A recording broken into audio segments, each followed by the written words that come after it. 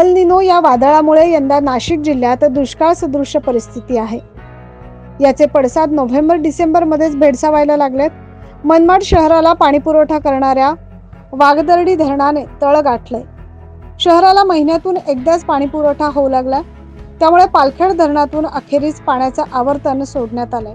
हे पाणी पाटोदा येथील साठवण तलावात घेण्यात येऊन तेथून पंपिंग करून ते वागदरडी धरणात सोडण्यात येणार आहे।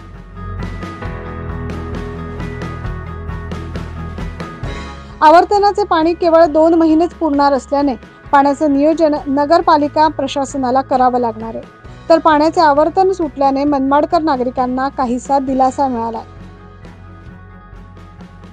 9 न्यूज महाराष्ट्रासाठी मनमाड येथून प्रतिनिधी अशोक बिद्री।